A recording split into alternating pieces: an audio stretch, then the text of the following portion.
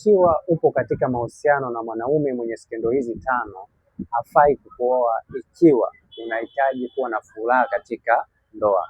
Wanawake wengi wanaopitia changamoto katika ndoa zao, wengi wao waweza kupuuzia hizi skendo ambazo nitaweza kuzitaja. Kama wewe mwanamke au wewe binti upo katika mahusiano na mwanaume mwenye skendo hizi tano, hana kigezo au hana sifa ya kukuoa kama unahitaji kuwa na furaha katika ndoa. Skendo ya kwanza ni skendo ya kupiga mtungo. Mwanaume yeyote ambaye ana skendo ya kupiga mtungo wanawake, haijalishi wanaume, fahamu kabisa kwamba huyu mwanaume hana sifa ya kukuoa, kwa sababu utateseka katika ndoa. Kama utalazimisha, utakuwa na msongo wa mawazo katika ndoa. Kwa hiyo hii ni mojawapo ya skendo ambayo kama upo na mwanaume mwenye skendo hii katika mahusiano, hana kigezo au hana sifa ya kukuoa.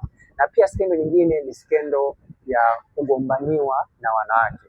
Mwanaume yeyote ambaye ana skendo ya kugombaniwa na wanawake hana sifa ya kukuoa kama unahitaji kuwa na furaha katika ndoa. Hakuna mwanaume yeyote ambaye anajiheshimu anaweza kugombaniwa na wanawake.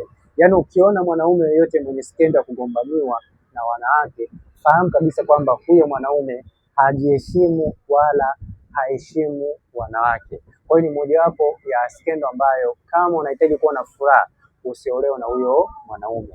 Na pia skendo ya tatu ni skendo ya kuliwa ama kuwala wanaume. Mwanaume yeyote ambaye ana skendo ya kuwala wanaume au kuliwa, fahamu kabisa kwamba kama unahitaji kuwa na furaha katika ndoa, epuka kuolewa na huyo mwanaume ulionaye katika mahusiano. Na pia skendo nyingine ni skendo ya kupiga wanawake au mwanamke.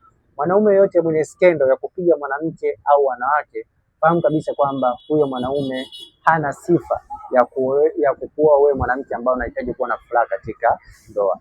Na pia skendo nyingine ni skendo ya kudhulumu watu au skendo ya kukatili. Mwanaume yeyote ambaye ana skendo ya kudhulumu watu ama ukatili, hafai kukuoa kama unahitaji kuwa na furaha katika ndoa. Kwa hiyo ni muhimu sana kuweza kufahamu hilo. Nikumbushe pia, kama unahitaji kuweza kuingia katika mahusiano sahihi ambayo yatajenga ndoa sahihi, hakikisha unapata hiki kitabu. Kitabu hiki kinauzwa shilingi 15,000, lakini kwa njia ya WhatsApp utakipata kwa shilingi 10,000. Nicheki WhatsApp uweze kupata hiki kitabu. Kitabu hiki kitakusaidia sana kuweza kuingia katika mahusiano sahihi ambayo yatajenga ndoa sahihi. Naitwa Isaac Kanyankole. Asante.